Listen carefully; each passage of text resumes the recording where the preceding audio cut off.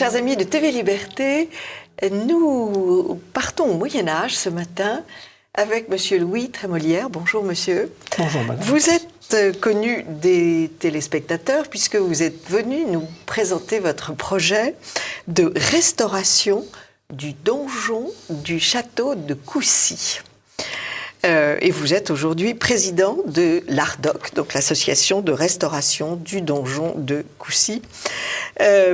Coucy est à, pour bien préciser les choses, c'est pas très loin de la région parisienne, c'est à 15 km de Laon. Et Laon, vous le savez, j'ai un ami qui a l'habitude de Hugues Losfeld, qui a l'habitude de dire que c'est la capitale de la France, puisque les rois de France, les Mérovingiens, ont régné les Carolingiens, depuis Laon, voilà. Et que c'est une ville historique absolument somptueuse, avec une cathédrale, avec des abbayes, des maisons, en fait, et qui n'ont pas du tout été abîmées. Donc c'est une ville qui sort du Moyen-Âge intacte, presque intacte. Et alors, vous revenez aujourd'hui nous parler... Alors, représentez-nous, s'il vous plaît, ce château de Coucy. Je vais compléter d'abord votre information, parce qu'évidemment, il y a Laon d'un côté, mais de l'autre côté, il y a Noyon. Oui. Noyon, c'est là que Charlemagne a été baptisé, et c'est là que les Capétiens ont été... Oui. nommé roi. C'est le roi que la royauté capétienne est née à Noyon. Et à Noyon, il y a aussi Voilà, il y a une superbe cathédrale également à Noyon. Saint-Médard et Saint-Rémy ont tous été évêques de Noyon. Donc il faut aussi aller là. C'est très important parce que Noyon, Laon est magnifique, hein, c'est un endroit sublime. Mais c'est un plateau élevé, effectivement, et c'était une forteresse inattaquable. Oui. Noyon est beaucoup plus vulnérable, mais Noyon contrôle toute la partie nord de l'Oise, oui. Celle qui va jusqu'à la Belgique, celle qui va permettre d'aller jusqu'à Maastricht et au-delà. Alors voilà. Coucy, c'est l'histoire d'un homme, Enguerrand, d'une famille.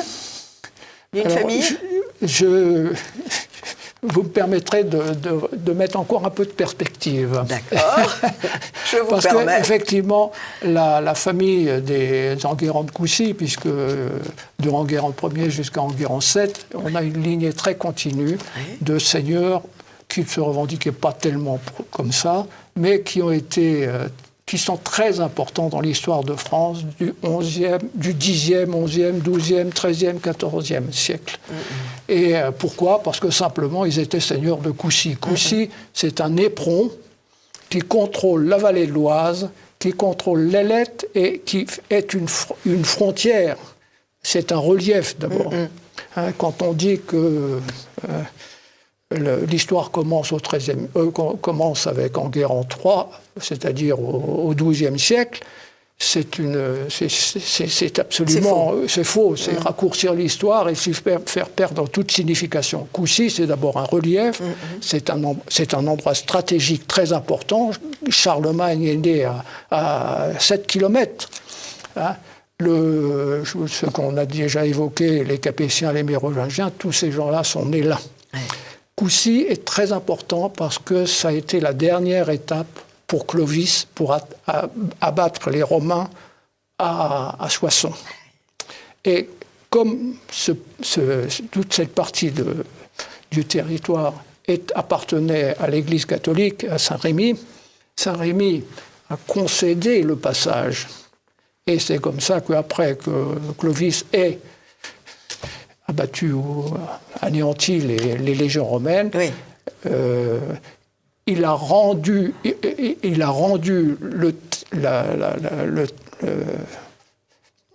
toute cette partie à Saint-Rémy. Donc cette partie a été directement dépendante de l'évêché de Reims pendant toute le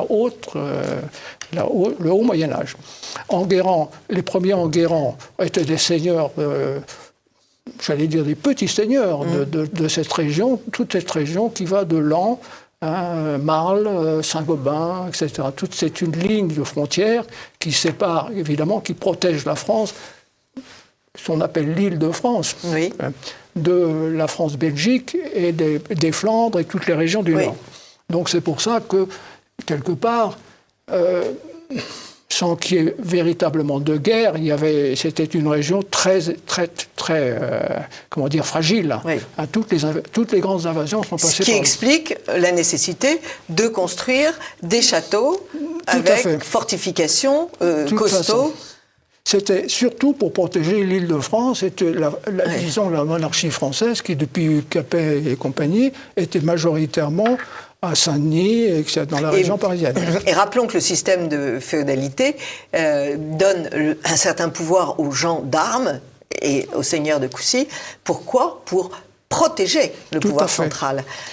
Ce sont il y a le suzerain et ceux qui sont à leur service et surtout assurés de la protection du suzerain. Ils étaient naturellement des gens puissants parce que la culture et la ferronnerie, tout ça, c'était une industrie très implantée dans cette région. Oui. Enguerrand III a fait un fait d'armes absolument inconsidérable que même l'administrateur des monuments nationaux reconnus. C'est Enguerrand III qui, à la bataille de Bouvines, a fait tomber Otto de Brunswick, qui était l'empereur d'Allemagne. Ah oui, tout de même. Bon, on lui a rapporté le fait d'armes, évidemment, mais il n'était pas tout seul. Hein, on sait que Mais la légende s'est emparée de ça. Il était toujours bien entouré, mais c'est lui qui a été reconnu comme ayant étant le véritable vainqueur de Bouvines. Ouais. Bouvines, dans l'histoire de France, tout le monde dit que c'est la victoire qui a créé la nation française. Oui, oui. Alors évidemment, Enguerrand III, lui, il devait avoir une certaine reconnaissance de Philippe Auguste. Oui. Philippe Auguste, il avait prêté allégeance au roi de France. Donc c'est pourquoi il a fait plusieurs châteaux forts très importants dans la région. Hein, on doit citer les châteaux forts de Marle. Oui, il n'en a pas fait qu'un, oui. C'était une ligne de défense, évidemment, capitale, parce que c'était une frontière. Bon, il a fait Coucy-la-Merveille. Hein. Coucy-la-Merveille. Voilà. Hein. Coucy-la-Merveille, c'est le plus fort donjon du monde, c'est la forteresse la plus importante du monde, elle est plus importante que Carcassonne. Si on veut faire des comparaisons, il faut considérer que le site de Coucy avec sa forteresse et son donjon, c'est à peu près l'acropole, c'est aussi, disons, à peu près l'Alhambra à Séville. C'est pas du tout quelque chose de secondaire et minime. Ouais, même Carcassonne n'a pas l'ampleur. C'est énorme, oui. Voilà. C'est énorme. Ce qui était surtout énorme, c'est la tour de 54 mètres qui a un périmètre de visibilité qui va de Noyon jusqu'à Laon, jusqu'à presque Saint-Quentin, pas tout à fait, mais un périmètre de presque 1000 km². Alors, on va faire un historique rapide pour arriver à aujourd'hui. Ce donjon a été détruit une première fois. Il n'a positivement jamais été détruit. Il a subi un tremblement de terre. Il a été menacé de destruction au moment de la Fronde. D'accord. La Fronde, comme par hasard, il a été passé un édit de Mazarin pour raser Coucy. Oui. Mais il faut bien comprendre que cet édit s'est passé dans la période la plus finale de la Fronde. Et ça a été pour Mazarin et pour Louis XIV la manifestation de sa souveraineté absolue. Par cet édit, pourquoi il a fait ça ? Parce qu'il faut savoir qu'à Coucy est né le frère aîné d'Henri IV. Ah oui. Donc il y avait une rivalité de famille. Ce frère aîné d'Henri IV, il a après épousé une fille du Luxembourg, ce qui fait qu'effectivement il y avait une rivalité de sang. Oui. extrêmement importante qui, évidemment, a pesé beaucoup au moment de la régence, parce que, normalement, c'est le duc de Vendôme qui aurait dû être régent. Voilà. Faisons un saut dans l'histoire. On saute.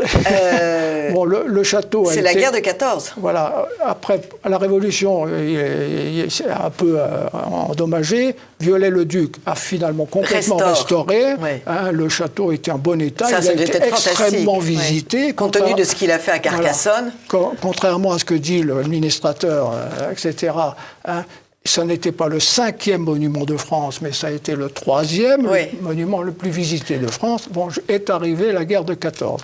Alors, dans la guerre de 14, bon, la présentation de l'administrateur des Santé on va voir on va voir le problème de l'administrateur des biens nationaux après. Qu'est-ce qui se passe à la guerre de 14 ? Les Allemands, en partant... Alors, effectivement, il faut resituer la destruction de Coucy. La destruction du château Coucy s'est passée entre le 20 et 27 mars 1917. C'est l'époque où toutes les nations du monde voulaient la paix. Parce que, effectivement, c'était la boucherie totale, plus aucun militaire ne pouvait pas s'en sortir. Bon, qu'est-ce qui s'est passé là ? La Russie est tombée, les États-Unis ont commencé par être pilonnés par les sous-marins, une période d'insécurité totale où il y a eu beaucoup de négociations diplomatiques qui sont extrêmement secrètes. Il a fallu que, plusieurs années après, une romancière américaine que j'aime bien citer, qui est Barbara Tuchman, s'intéresse aux grands secrets de la guerre de 14. Dans ces grands secrets de la guerre de 14, il y a le fait qu'il y avait une diplomatie secrète qui a été initiée non pas par Guillaume II lui-même, mais par ses cousins, l'empereur Charles d'Autriche. Et ce Charles d'Autriche avait été, parce que sa femme était une Bourbon-Parme, parlant français, à la cour de Vienne parlait français, tout le monde parlait français, à Berlin, l'université était en français, et donc il y a eu des négociations secrètes à cette période, par lesquelles, très avancées, le gouvernement de Poincaré-Briand avait été reçu, les délégués, les plénipotentiaires plutôt secrets, et voilà. Et ce moment-là a été choisi pour que le gouvernement français soit démis. Donc le recul des troupes allemandes était déjà décidé par Ludendorff et Hindenburg, qui savaient qu'effectivement, ils avaient vaincu un peu les Allemands, les Russes, mais ils craignaient beaucoup que les Américains rentrent dans la guerre. Donc c'est pour ça qu'ils avaient prévu de reculer. Ils ont reculé la ligne de front d'une trentaine de kilomètres pour le mettre derrière le canal de Saint-Quentin, pour être plus à l'abri. Et ils ont fait les choses. Ils avaient décidé de tout raser. La terre brûlée. Voilà. Et il faut savoir, parce que lors du centenaire de cette destruction, donc en mars 1917, les Allemands ont organisé une cérémonie à Aix-la-Chapelle, dans laquelle les journaux d'Aix-la-Chapelle ont mis dans des pages importantes pour dire même le prince héritier, le Kronprinz, même le roi de Bavière était contre. Ludendorff, etc., les Allemands sont venus demander à Guillaume II, est-ce qu'on casse Coucy ? Et ce qu'on sait, parce que c'est les Allemands qui me l'ont dit, et ça a été publié dans les journaux, ce qu'on sait effectivement, c'est que vraisemblablement, alors que le Kronprinz de Bavière, beaucoup de gens étaient contre, et particulièrement Bodo Ebhardt, qui était le Viollet-le-Duc allemand. Oui, les Allemands aiment les châteaux forts. Et pour eux, Bodo Ebhardt a fait une explication dont vous avez la copie. Pour eux, Coucy, c'est la cathédrale des châteaux forts, il n'y a pas de problème. Bon, mais là, effectivement... Belle expression. Ouais, là, pourquoi Guillaume II n'a sans doute pas répondu, c'est ça la vraie question. Oui. Et pourquoi il n'a pas répondu, c'est peut-être là qu'on peut émettre des hypothèses, mais certainement pas des hypothèses sur le fait que c'était pour abaisser la féodalité française. Oui, absolument. Ça, c'est pas du tout l'argument. Ça n'a pas été fait pour ça. Alors, votre association a décidé de restaurer ce donjon, puisque vous montrez bien que ça a été un lieu visité par des milliers de touristes. Vous rencontrez l'opposition des monuments nationaux, en fait. Alors, il y a ça, et puis il y a cette présentation qui vient de se faire sur Arte, dans une émission où 3/4 d'heure un grand moment est consacré à la Nouvelle-Calédonie, la cuisine et tout. Ce sont des gens très bien. Et puis tout d'un coup, ça se termine sur Coucy. Et alors là, Coucy, c'est une caricature effrayante. Enguerrand est un petit coq Picard, et ce château ne doit pas être construit. Enfin, c'est des propos hallucinants pour diminuer un personnage qui était quand même un très grand personnage. Et là, vous avez pris une bouffée de colère et vous m'avez rappelé. Et j'avoue que j'ai été sensible, parce que vous m'avez envoyé la vidéo, et j'ai été effarée de cette critique. Mais en fait, on voit très bien que le Moyen-Âge, ça leur sort par les yeux, quoi, c'est tout. C'est assez calomnieux pour le Picard. Voilà. Et comme vous êtes Picard... comme je suis Picard et que je suis entouré de Picards... Vous trouvez que... Nous sommes tous outrés. Voilà. En un mot... Donc vous reprenez votre campagne de crowdfunding, comme on dit, c'est-à-dire de recherche de fonds. C'est plus compliqué que ça. Voilà. Nous menons... D'abord, il faut savoir que le Centre des monuments nationaux, depuis la Covid, a non seulement pratiquement arrêté toutes les visites, mais en plus il a arrêté l'illumination des remparts. Ouais. C'est mal entretenu, il y a des parties du château, des remparts, qui s'effondrent. Enfin, il y a un problème d'entretien. Oui. Là-dessus, il est venu se greffer aussi un autre problème qui concerne directement les gens, c'est qu'on a menacé... Enfin, il est prévu une centaine d'éoliennes sur la ligne de crête entre Coucy et Soissons. Oui. Les gens se sont révoltés et effectivement, il a fallu batailler. Et vous avez gagné ?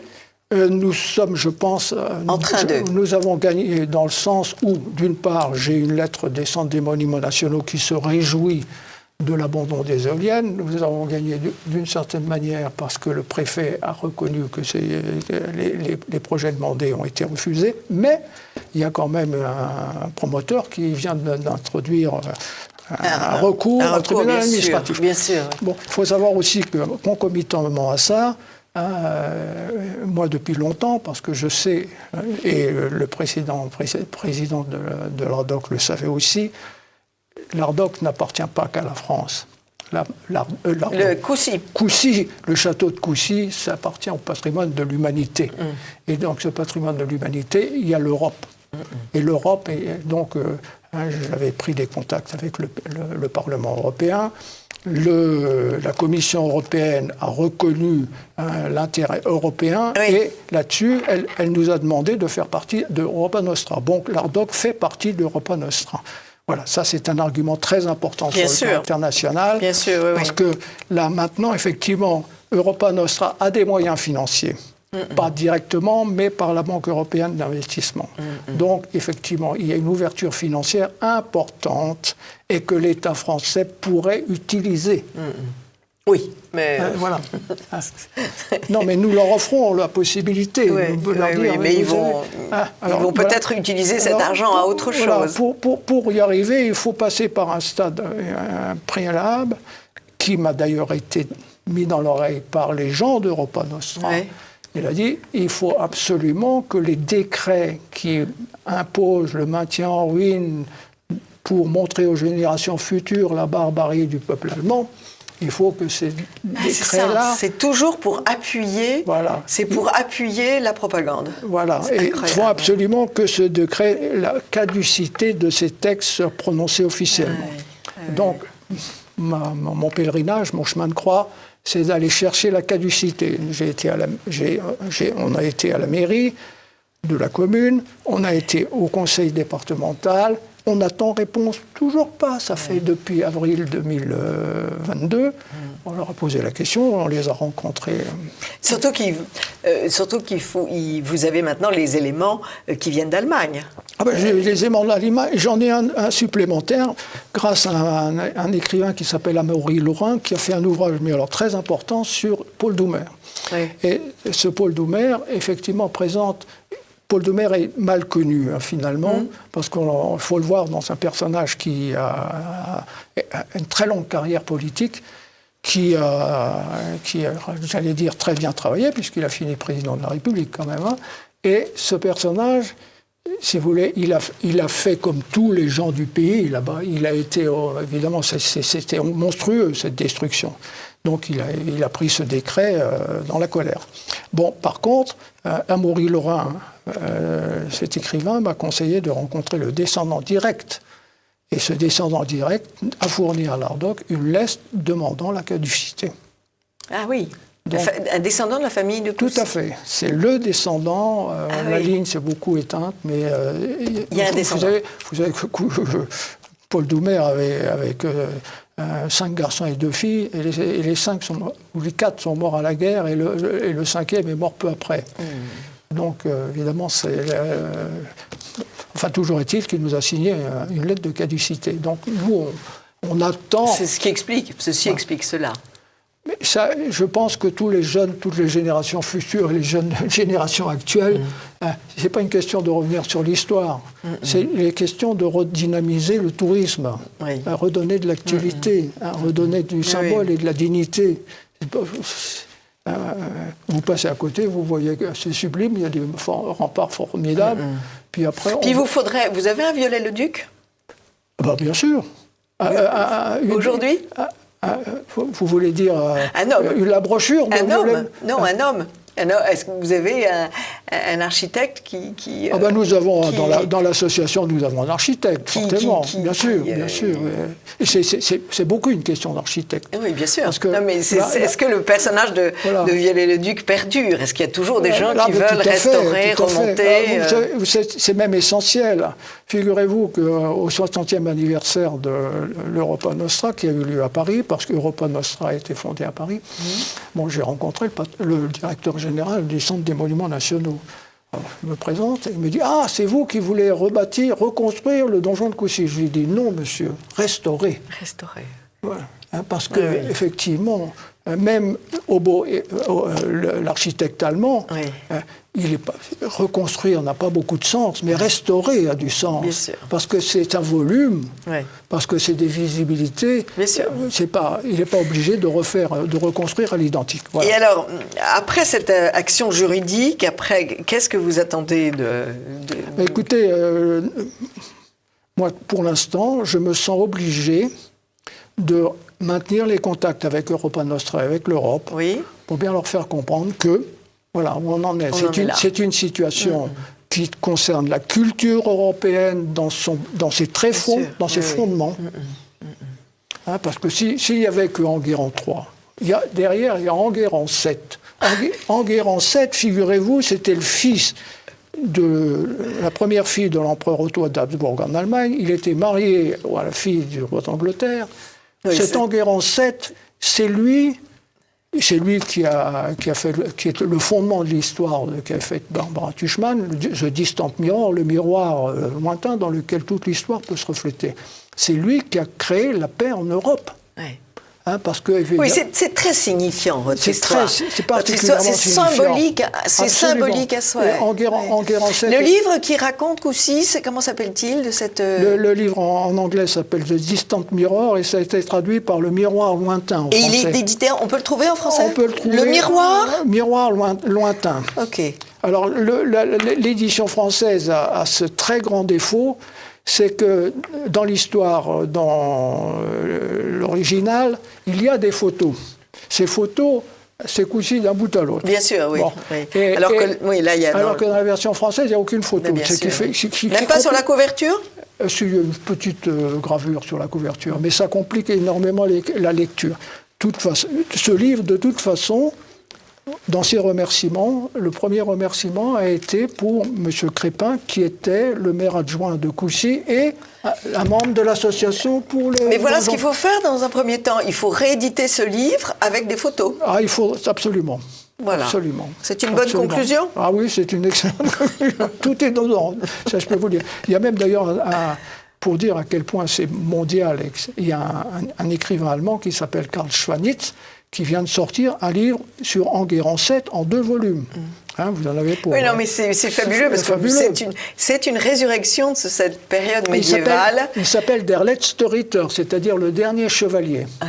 Et vous donnez envie d'aller... Moi, je vais courir à Coucy, et je vais ce week-end à Laon, et donc je vais aller à Coucy, et je vous témoignerai de mon admiration. Les Picards vous souhaitent la bienvenue, madame. Donc, chers amis de TV Liberté, il faut aller à Coucy pour admirer ce château et ce lieu de mémoire. Si européen, de mémoire si européen. Voilà. Merci beaucoup, monsieur, C'est moi qui vous remercie. de votre récit qui est absolument palpitant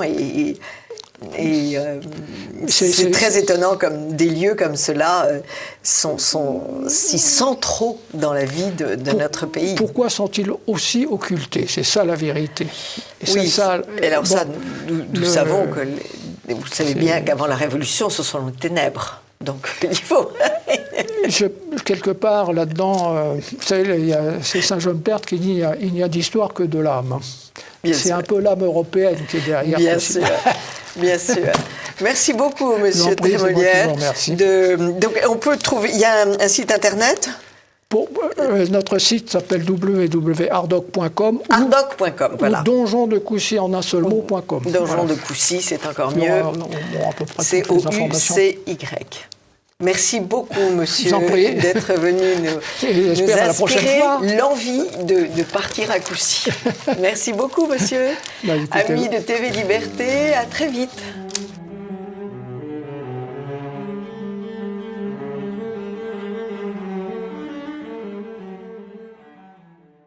Bonjour, Romain Guérin.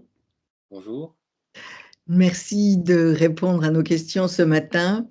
C'est un plaisir, merci pour l'invitation. Nous avions beaucoup aimé le journal d'Anne France, publié il y a combien d'années maintenant? 3 ans. Il est là, regardez, pour ceux qui ne connaissent pas la couverture. Beau comme tout. L'éditeur? L'éditeur, je ne sais plus, parce que je suis seul dans l'aventure. Donc on le trouve sur Amazon. On le trouve sur Amazon lui aussi? Et tous mes livres, parce que j'ai édité d'autres livres, donc des recueils de poèmes, des recueils de maximes. Absolument. Voilà. Alors, chers amis de TV Liberté, asseyez-vous et écoutez, parce que ce livre est tout de même un grand phénomène. J'ai envie de dire que ce livre est une sorte de récit à la cervantesque, un Don Quichotte qui finirait bien. Ça, c'est très important, parce que Don Quichotte, c'est merveilleux, mais on reste un peu attristé à la fin du livre, alors que vous, votre Don Quichotte, il réussit. Nous allons repartir en arrière, parce que les premiers livres sont toujours très importants, et celui-là est tout de même comme une sorte de suite et de rebondissement au journal d'Anne France. Vous avez fait des études poussées à l'université. Vous vous êtes bien documenté, vous avez amassé beaucoup de connaissances. Vous avez aussi, je crois, roulé votre bosse sur les routes, ce qui fait que ça ne fait pas de vous l'universitaire typique. Non, mais j'avais entamé une thèse que j'ai arrêtée parce que je ne voulais pas vivre dans ce qu'ils appellent le sanctuaire, qui est un trop joli mot, en fait, pour dire finalement une sorte de cave, de grenier de l'université. Oui, enfin, donc, tout de suite après les études, j'ai été contraint, pour des raisons financières, de rouler ma bosse, comme vous dites. Oui, de gagner votre vie, durement. Voilà. Voilà, c'est ça. À la force de vos muscles, ce qui est bien admirable par les temps qui courent. Et vous nous écrivez donc le journal d'Anne France qui a été un choc pour beaucoup d'auditeurs. Le livre a eu beaucoup de succès. Est-ce que vous pouviez vous raconter un mal-être? Vous avez mal à votre France, en fait. Cette femme qui vit totalement isolée, qui a perdu tous les hommes qu'elle aimait. Comment est né ce mal à la France que vous traduisez dans tous vos livres? Oh, bah, je pense moi, je vois un peu, alors c'est peut-être mon côté artiste, mais je vois un peu tout par le prisme esthétique. Enfin, voilà. Est-ce que c'est beau, est-ce que c'est pas beau? Que ça soit même pour des questions morales. Je sais pas si j'ai un sentiment moral, mais quand je vois une injustice, je trouve ça pas beau, en fait, quoi. Voilà, et je pense que dans mes différentes pérégrinations, j'ai pu constater, parce que j'ai fait beaucoup de villes, j'aime beaucoup la France, donc dès que je peux la visiter, j'y vais, et donc j'ai vu, quoi. J'ai vu sans être. Parce que beaucoup disent que c'est un chef-d'œuvre de nostalgie. Oui, je suis toujours un peu nostalgique, mais c'est juste des constatations que, ne serait-ce que ma petite ville on va dire, de là où j'ai grandi, à Mâcon, en fait, en Bourgogne, ne serait-ce qu'à cette échelle-là, en l'espace d'une génération, on peut voir les catastrophes d'une politique gauchiste, cosmopolite, enfin appelez ça comme vous voulez, qui sont évidentes. Donc, l'exemple est bien choisi. Je connais bien Mâcon et j'ai attendu des trains à Mâcon et j'ai fait le même constat. Et encore, c'est pas la pire. Hein, il y a pire. Donc, voilà, pendant 10 ans de ma vie, il y a eu les études, mais il y a aussi tout ça, c'est cette observation en fait de mon environnement. Et puis après, je crois que la France a des enfants un peu particuliers, et je dois être un peu de ceux-là où on ne sait pas pourquoi en fait on l'aime. Objectivement, on sait pourquoi, parce que c'est le plus beau pays du monde, quoi. C'est un miracle dans l'histoire des hommes, et on est d'autant plus attristé quand elle est touchée. Et moi, je sais pas pourquoi, mais par son patrimoine, par sa beauté, tout simplement, voilà. Par ses vins. Oui, tout ça, c'est toute une civilisation. Et donc, j'étais attristé. Et au départ, pour le Journal d'Anne France, ça faisait très longtemps que je faisais des tentatives. Alors moi, j'avais commencé par la poésie ou par la rédaction de petites maximes, parce que c'est toujours plus facile, parce que le résultat est plus immédiat. Bien sûr, mais j'avais toujours, je voulais être écrivain, donc je voulais passer par le roman. Bon, et là, je suis passé par le journal, qui est plus simple, même si c'est un roman. C'est-à-dire que chaque jour, vu qu'elle raconte sa vie, c'est quand même très romancé. Mais au départ, j'étais parti sur une idée de pamphlet, quoi. Mais ça allait pas. Une vieille dame pamphlétaire, ça allait pas. Donc dans l'écriture, j'ai raconté sa vie. Puis en racontant sa vie, je me suis rendu compte que je racontais. En fait, Anne France, c'était la France. Et je voulais faire, parce que toute ma production littéraire, en fait, a un but à chaque fois, au-delà d'écrire de façon la plus belle possible. Et le but du Journal d'Anne France, c'était d'émouvoir les Français sur leur propre sort. Parce qu'on sait très bien qu'aujourd'hui, on piège les Français avec la moraline, avec la morale. Il faut pleurer sur le monde entier, sauf sur ce qui nous arrive à nous. Et donc, j'ai voulu en faire, d'où le titre, qui fait un clin d'œil au Journal d'Anne Frank, évidemment, parce que je voulais, plus qu'un livre de pure littérature, en faire un objet quasiment de combat. Un combat, et un objet qui permet de se souvenir et de se rappeler, et pour ça, d'agir, en fait. Et ça a été le cas pour tous les livres, parce que celui qui a suivi, Drôle de funérailles, c'est plus une satire de la France actuelle sur d'autres points de vue. Mais ça, c'était rire avec l'état de la France. Et celui-là, le dernier, le grand soulèvement, c'est agir maintenant, quoi. Donc c'est à chaque fois, même s'il y a d'autres, évidemment, buts dans ce que j'écris, il y a toujours un fond. Et pour Journal d'Anne France, c'était ça. Et je crois que ça a bien fonctionné, parce que j'ai eu c'était un succès authentiquement et populaire, parce que c'est le bouche à oreille qui a fait marcher ce livre. Et j'ai eu des gens qui m'ont écrit des messages. Par exemple, il avait offert à une vieille tante ou à une grand-mère. elle était complètement bouleversée parce que c'était quasiment sa vie, quoi, en Leur fait. histoire, Donc, leur histoire. Et voilà. vous avez eu un parrain de grande envergure, puisque Jean Raspail, à qui j'avais signalé votre livre, Jean Raspail vous a immédiatement écrit, comme il faisait quand il avait un coup de foudre, il vous a écrit. Donc c'est une Bah, ça a été. une Je ne pouvais pas reconnaissance espérer, c'est-à-dire que merveilleuse. Jean Raspail, malheureusement, qui nous a quittés, quand il était vivant, c'était le plus grand écrivain français, et donc, par voie de conséquence, mondial. Et c'est vrai qu'un jour, j'allais au boulot très tôt, en fait, à 6 heures, je consulte ma boîte aux lettres par réflexe, en fait, et je tombe sur cette lettre qui aujourd'hui est encadrée, quoi, dans mon salon voilà, une sorte de diplôme, quoi. Enfin, voilà. Et Et, euh, et d'ailleurs, euh, vous le rendez présent dans le grand soulèvement. Il est ouais. présent par l'intermédiaire de son fils. Il est bien concrètement Oui, et présenté. par lui aussi, parce que dans la fin du livre, il fait partie du cercle, Du on va dire, très rapproché de ce grand complot visant à relever la France par un grand soulèvement. Donc, il est authentiquement présent. Pourquoi? Parce que on peut être un grand écrivain, mais je crois que Jean Raspail était aussi un grand homme, parce que ça se perd, cette volonté de transmettre. Ça se faisait très bien avant, hein. Je veux dire, Baudelaire avait envoyé ses poèmes à Victor Hugo qui lui avait répondu, etc.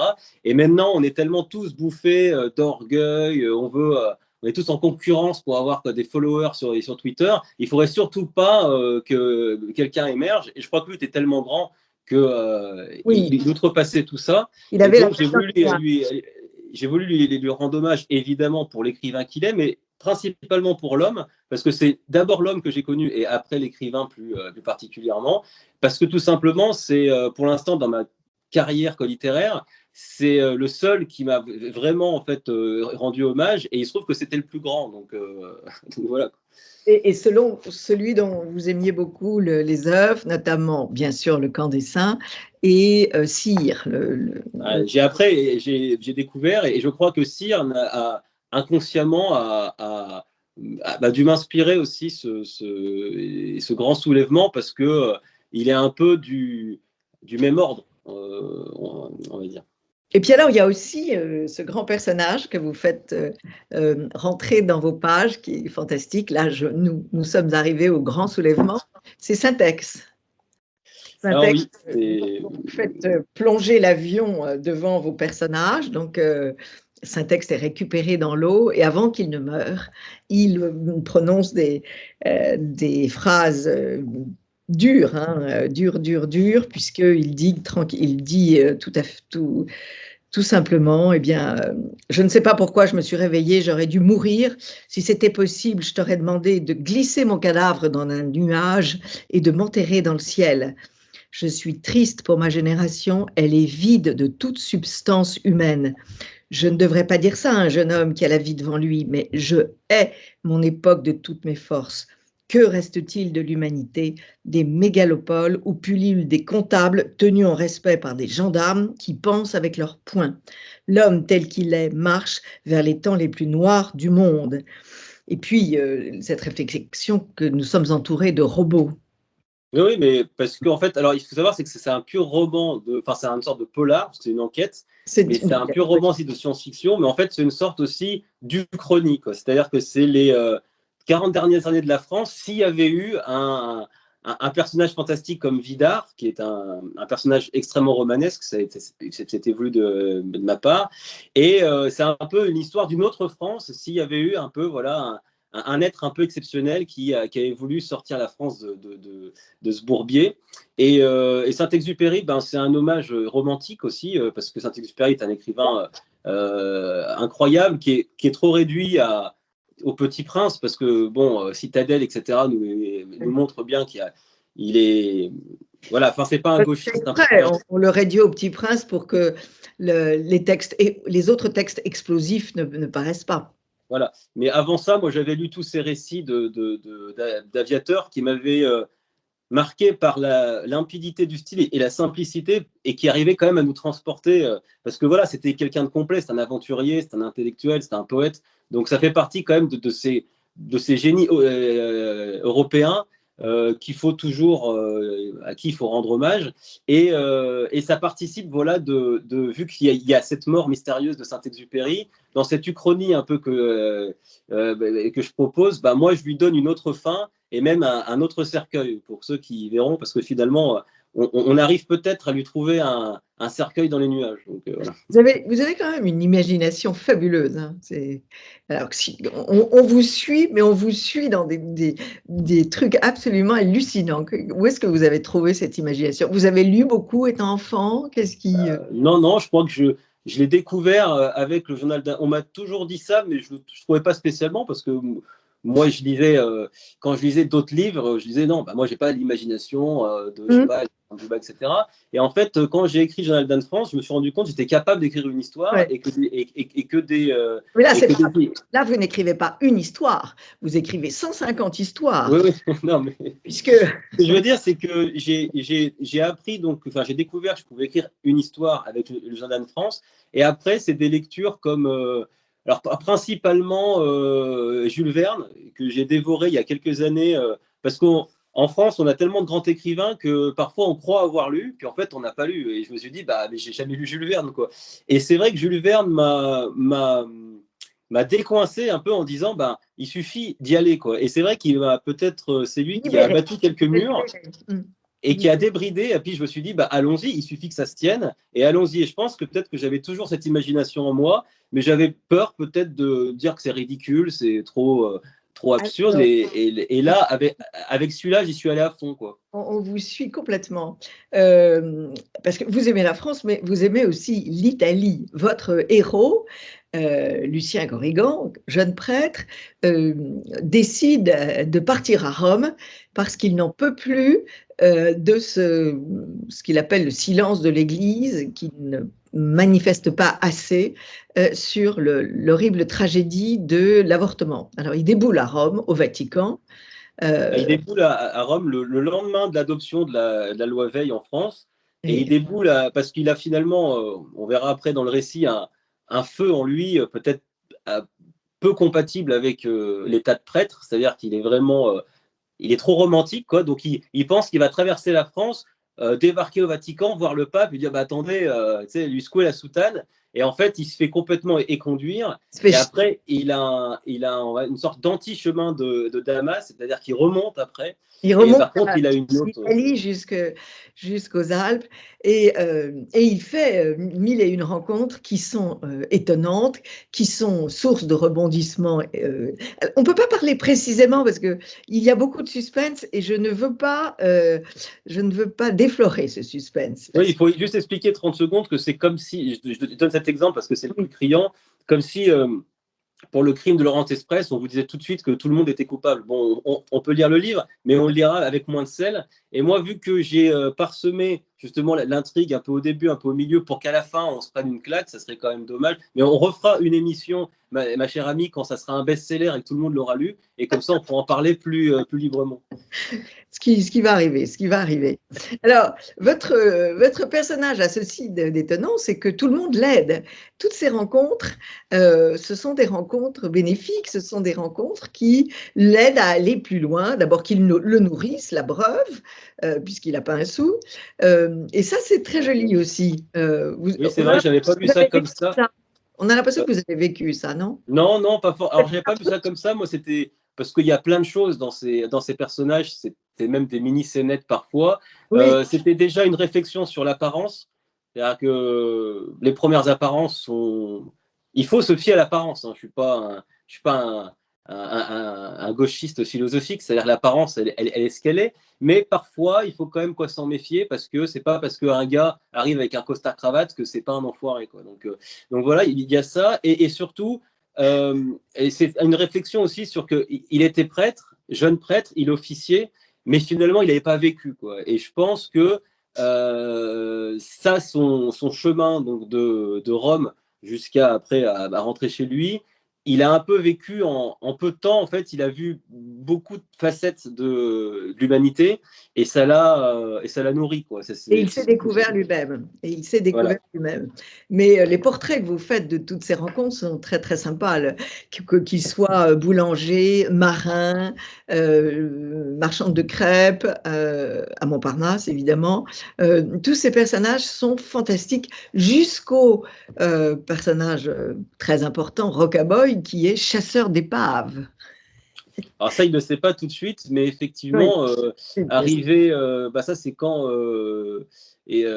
alors, ça c'est différent, parce que ça c'est l'histoire croisée, par contre, de Vidar pour Rockaboy, parce que le premier, mon roman se compose en 3 parties, voilà, et donc il y a la quête, l'enquête et la reconquête. Et dans la quête, c'est 2 portraits croisés des 2 personnages principaux du roman. Donc il y a effectivement Lucien qui lui remonte à pied, mais Rockaboy, là, le personnage dont vous faites mention, c'est dans la biographie entre guillemets de Vidar, donc le personnage le prince principal, voilà, le prince de Mortemine, voilà. Et donc ça c'est dans l'autre histoire, mais effectivement, voilà, il y a des rencontres comme ça tout à fait surprenantes. Et puis le descendant de Henri Favre, ça c'est fantastique, le descendant de l'entomologiste qui Voilà. nous dit combien la nature est belle et bien faite et merveilleusement huilée.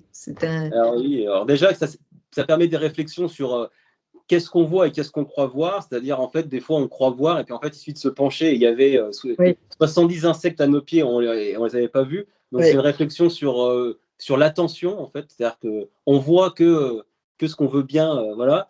Après il y a toute une réflexion aussi sur l'instinct, parce que ce personnage rigole quand on prend exemple sur les animaux pour justifier les mœurs des hommes, parce qu'il raconte les mœurs des insectes, et justement transposé aux hommes, c'est absolument pas terrifiant.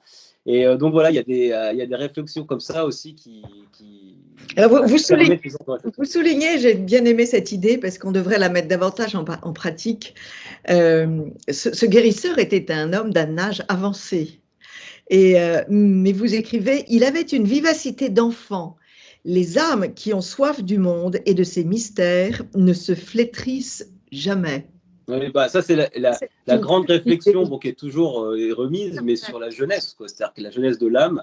Moi, j'ai rencontré des jeunes très vieux et puis des vieux très jeunes, et je pense que ce qui les différencie, c'est un peu l'émerveillement toujours renouvelé qu'on peut avoir du monde, parce que aujourd'hui, en fait, évidemment, on met les gens dans des cages en ville, et après on leur explique qu'un film c'est extraordinaire, mais je veux dire, être, ne serait-ce que vivre, est extraordinaire en fait en soi, et en fait c'est pour réenchanter aussi cette évidence, mais qu'il l'est de moins en moins effectivement quand on est dans des prisons, quoi. Et vous savez, Gustave Thibon a écrit une phrase que j'aime beaucoup, c'est le monde ne manque pas de merveilles, le monde manque de gens qui s'émerveillent. Voilà, j'en parle aussi un peu après, c'est exactement ça.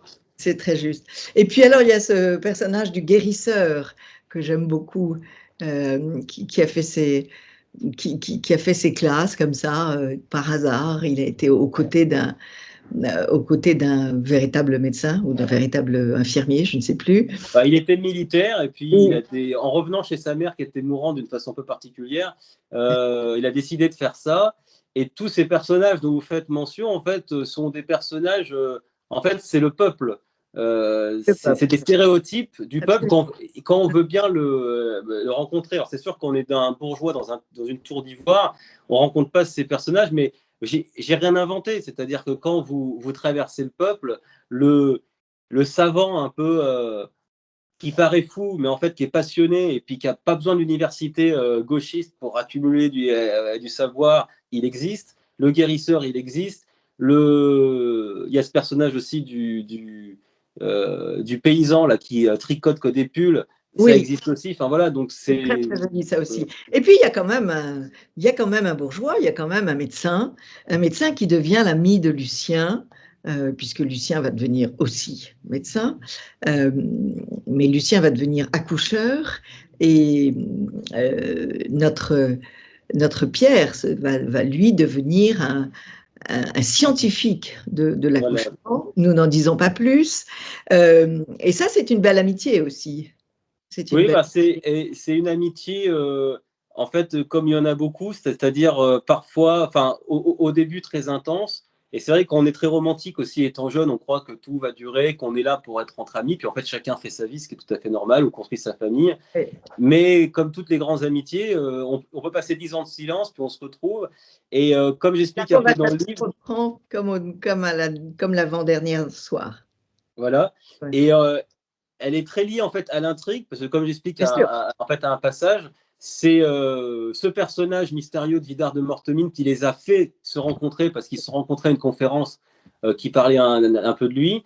Et à chaque fois que dans leur vie, ce personnage est intervenu, ça a permis de les ressouder, quoi. Donc, voilà. Et c'est par eux que peut se passer le grand soulèvement, puisque sans le savoir, ils ont, en tout cas par Pierre, sans le savoir, a œuvré pour changer les choses. Oui, et finalement, surtout, Lucien, mais il ne le sait pas jusqu'à la fin, quoi. Non, il ne le sait pas juste. Voilà, vu que finalement l'acteur du grand soulèvement sera finalement un de ses très proches, mais ça, il n'en sait rien. Enfin, c'est le personnage central du livre, j'ai envie de dire, c'est la poupée de sang qui bougeait. Alors ça, c'est une image assez extraordinaire, violente, crue. là, c'est un des moments forts c'est-à-dire Vidar, donc le personnage un peu principal, donc, qui est un orphelin, qui a été récupéré par un prêtre, a pu, comment dirais-je, avoir des cours accélérés en fait en humanité, parce qu'il a pu écouter pour des raisons, voilà, que j'explique dans ce qui se passait dans le confessionnal. Et donc, il a pu lire dans l'âme des hommes. Voilà, donc ça l'a hanté longtemps. Et comme je dis, quoi, ces fantômes l'ont quitté, sauf un, parce qu'il y a eu, voilà, une petite fille qui a avoué au prêtre qu'elle s'était fait avorter, et qu'elle disait que la poupée de sang bougeait, et cette poupée de sang qui bougeait en fait l'a hanté. Et il n'y a pas que ça, mais cette image forte a motivé aussi son projet de grand soulèvement. Et donc cette poupée de sang qui bougeait, il ne l'aura pas quitté de toute sa vie. Et puis il y a une femme, il n'y en a pas beaucoup, mais il y en a une. Il y en a une, Margot, qui n'est pas très libre finalement, parce que elle a envie d'être amoureuse. Et en fait, le petit groupe de femmes sans hommes qui sont plus ou moins lesbiennes, je crois. Bah, c'est des groupes de lesbiennes, mais on va dire qui partent en chasse ça existe, hein, je le sais, je l'ai vu, donc des femmes en souffrance pour les convertir à leur idéologie comme maladie, quoi. Et elle est victime de ça, en fait. C'est-à-dire que je pense que c'est une femme parce qu'elle a été blessée. Parce que je fais une parenthèse, en fait, c'est aussi un grand roman sur l'enfance. C'est-à-dire on parle des enfants à toutes les pages, pas forcément sur le prisme de l'avortement, hein, mais c'est l'enfant abandonné, l'enfant violé, l'enfance, parce que finalement, c'est un grand roman sur l'enfance, parce qu'aujourd'hui, les enfants sont complètement mis de côté, et de surcroît, les enfants français, quoi. Donc, effectivement, quand cette Margot a été une femme qui aurait pu être une femme, mais qui, par l'idéologie ambiante, en fait, s'est retrouvée complètement perdue, et c'est ce qui a participé à gâcher sa vie, quoi. Et malheureusement pour Lucien, parce que c'est pas la première femme qu'il rencontre, il avait rencontré aussi une jeune Italienne qui était aussi un peu lesbienne, quoi. Et Lucien faisait partie de ces romantiques qui non seulement accordent peut-être une trop grande place à ce sentiment qui est brûlant, mais en plus il tombe jamais sur les bonnes, quoi. Donc ça le fait souffrir. Il est alcoolique aussi, c'est une réflexion aussi sur l'alcool, parce c'est-à-dire qu'il est très attentif aux femmes en souffrance. Voilà, mais c'est pas ça. C'est bien, on fait peut-être de la poésie avec ça, mais on construit pas en fait une vie en étant attiré que par des animaux blessés, en fait. Malheureusement, lui, c'est son cas. C'est très juste votre phrase. Il y a beaucoup d'hommes qui font ça. Oui, non, mais c'est comme ça, quoi. C'est un constat. Et qui s'imaginent qu'ils vont rendre à la vie et au bonheur ces petits animaux blessés, et en fait, ils n'y arrivent pas. C'est peut-être le reliquat qui reste de chevalerie dans le sang des Français, quoi. Exact, exact. Mais en tout cas, c'est une très très belle histoire. Et ce que je trouve fantastique chez vous, c'est qu'il y a toujours un lendemain meilleur, et il y a toujours une intervention de la Providence qui fait que les personnages sont sauvés, reviennent à la vie, et que ces poupées de sang arrivent à survivre. Et ça, c'est quand même assez extraordinaire. Bah, c'est même tout un, ouais, c'est même une, c'est absolument incroyable parce que c'est une résurrection, mais à grande échelle, on va dire. Exactement, exactement. Mais alors, vous êtes quand même très. Il y a des petits moments qui sont carrément des petits moments de pamphlet, carrément. Vous êtes. On pourrait vous dire que vous êtes un bon complotiste. Alors qu'en fait, vous n'êtes pas un complotiste, mais vous voyez très bien le complot. Il faut toujours le redire. Et vous partez là très violemment, et vous êtes extrêmement concret et bien et très politique. Et vous avez raison. Et en fait, vous accusez un peu l'Église de ne pas avoir été là, de ne pas d'avoir été trop ouverte au progressisme, ouverte au monde, ouverte à tout et à rien finalement. Bah, c'est-à-dire que si l'Église était ce qu'elle était, parce que moi, c'est une fois de plus, hein, c'est un constat, je ne suis pas théologien, etc., elle aurait une force incroyable. C'est-à-dire qu'elle pourrait très bien, si elle vivait dans sa chair et elle condamnait par exemple l'avortement, parce que c'est un des sujets du livre, elle pourrait très bien dire à tous les chrétiens ou à tous les catholiques du monde, cessez de payer vos impôts, par exemple, ou descendez dans leur rue. Jamais l'Église n'a donné une directive, alors que elle est écoutée et très suivie. Donc jamais elle l'a fait, elle passe tout, elle avale couleuvre sur couleuvre. Donc en fait, c'est une évidence, c'est-à-dire que en fait, on peut que constater ça, que l'Église actuelle, c'est-à-dire l'Église matérielle qui est au Vatican, hein, pas l'Église mystique, pas le Christ il est ce qu'il est. Et pas l'ensemble des prêtres, chacun dans leur paroisse, qui se battent avec le monde. Donc moi, c'est moins une condamnation de l'Église qu'en fait cette situation m'a permis de trouver un peu le narratif, quoi. C'est-à-dire que j'ai pas écrit ça contre l'Église, à la limite, peu importe. Mais même si c'est important. Jeune prêtre. Même si c'est important de le souligner, parce que justement, ce personnage mystérieux de Vidard, on ne sait pas trop ce qu'il est, si c'est un évêque, enfin bon, c'est vraiment un personnage un peu transversal, mais en tout cas, lui a l'air sincèrement catholique. Lui, j'avais envie de vous dire, il est très Alexandre Dumas. Voilà, c'était volontaire, parce que j'ai voulu donner un souffle épique, j'ai pas voulu faire un truc trop journalistique, avec des trucs très très crédibles, j'ai dit je veux un souffle, et donc évidemment, je le revendique, hein, c'est une sorte de conte de Monte Cristo, mais adapté à ma sauce, en sachant que le conte de Monte Cristo d'Alexandre Dumas a existé. C'est-à-dire qu'il n'est même pas sorti de ça. Ça a été quelque chose qu'il a pris dans une chronique, je crois, à Marseille, avec quelque chose comme ça, mais il y a un souffle. Enfin, en fait, la France est souvent, dans sa réalité, beaucoup plus romanesque que dans ses romans, en fait, parce que les Français sont assez incroyables. Enfin, quand ils veulent bien être français, quoi. Et donc ça, je le refuse pas du tout, parce que ça a été volontaire, parce que j'avais besoin de ce souffle. Je voulais donner un souffle épique, et donc il participe de ça. Et là, vous dites que Jean Raspail, en fait, a eu cette intuition dans Le Camp des Saints. Il a prophétisé la mort de la volonté en Europe. Bah, moi, c'est ce qui m'a le plus. J'ai lu Le Camp des Saints un peu sur le tard, et en fait, il était connu, ce livre, pour avoir prophétisé l'invasion migratoire. Et moi, quand j'ai lu le livre, c'est pas ça du tout qui m'a fait peur, quoi. C'est-à-dire que quand j'ai fermé le livre, j'ai pas été effrayé par les vagues migratoires. Bon, déjà parce que je la subissais déjà, quoi. Mais ce qui m'a vraiment effrayé, moi, dans le livre, mais vraiment, quoi, qui m'a fait mal, c'est cette perte absolue de volonté, quoi. C'est-à-dire, vous avez...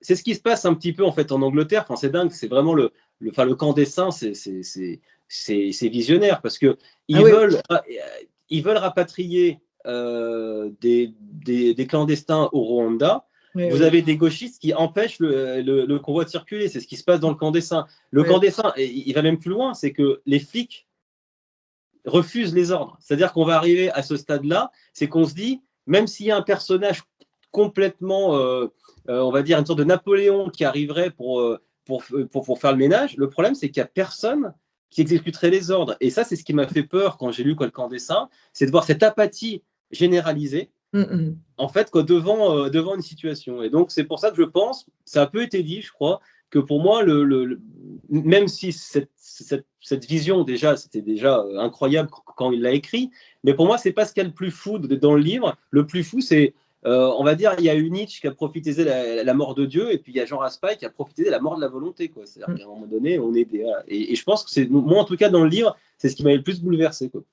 Et vous avez une explication pour cette mort de la volonté? Je pense qu'elle est... elle est multiple, hein. Ça peut être la fin d'un cycle, c'est-à-dire on est dans l'abondance, on est abéti, il y a aussi la propagande qui est bien. Je veux dire, il y a énormément d'explications, mais à la limite, c'est ce que dit le Vidar, il dit peu importe, quoi. Enfin, on s'en fout du pourquoi, il se trouve que c'est comme ça. Maintenant, il faut faire avec ou sans, quoi.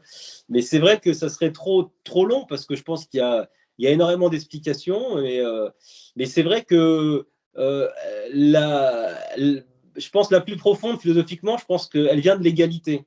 C'est-à-dire qu'à partir du moment où tout le monde est égaux, c'est-à-dire que vous êtes remplaçable. C'est-à-dire que si ça, c'est pareil que ça, je peux le remplacer. Et si c'est remplaçable, bah, vous êtes remplacé. Donc, c'est-à-dire qu'en fait, on a depuis 2 siècles expliqué en fait aux Français, plus particulièrement aux Européens, qu'en fait, un Français équivalait n'importe qui, quoi, dans le monde. En fait, c'est faux. Vous êtes unique déjà en termes humains particuliers. Vous êtes unique dans votre façon en tant que Français.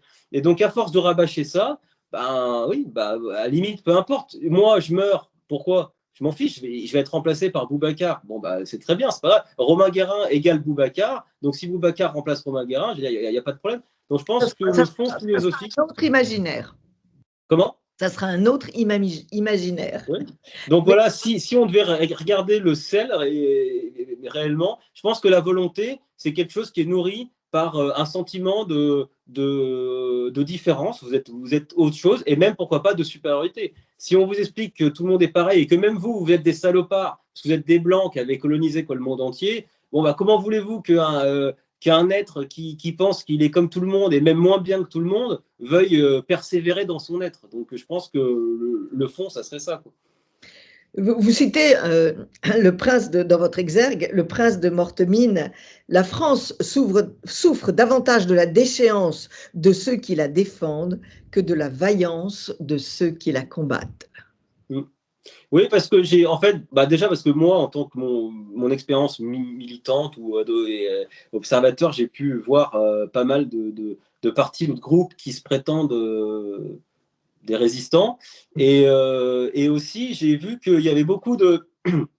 alors, un peu de partout, hein. C'est vrai que à gauche, ils sont plus conceptuels. Alors, c'est le capitalisme, c'est le machin. Enfin bon, bref, maintenant, quoique, maintenant, ça devient les juifs, etc. Donc, bref. Mais à droite, c'est aussi, on nomme quoi des ennemis, mais ces ennemis ne pourraient pas exister si les Français étaient debout. C'est la fameuse phrase de la Boétie. Enfin, je veux dire, ils sont grands que parce qu'on est couché, quoi. Donc, si les Français s'étaient tenus debout, on n'aurait pas d'ennemis. Donc, on a des ennemis parce qu'en fait, on est faible. Donc, je veux dire, à un moment donné, c'est aussi un livre qui invite à l'introspection et dire, à un moment donné, il faut quand même faire une sorte de bilan pour repartir de bon pied. On a une écrasante responsabilité sur ce qui s'est passé. Et les ennemis, il y en a toujours et ça se gère. Je suis désolé, quoi. Quand on est debout, ça se gère. Le monde, c'est pas un monde de bisounours. Même dans la vie, il y a des gens qui vous en veulent, il y a des gens qui veulent vous voler, il y a des gens qui vous jalousent. Donc, si vous n'êtes pas debout, effectivement, vous faites bouffer, quoi.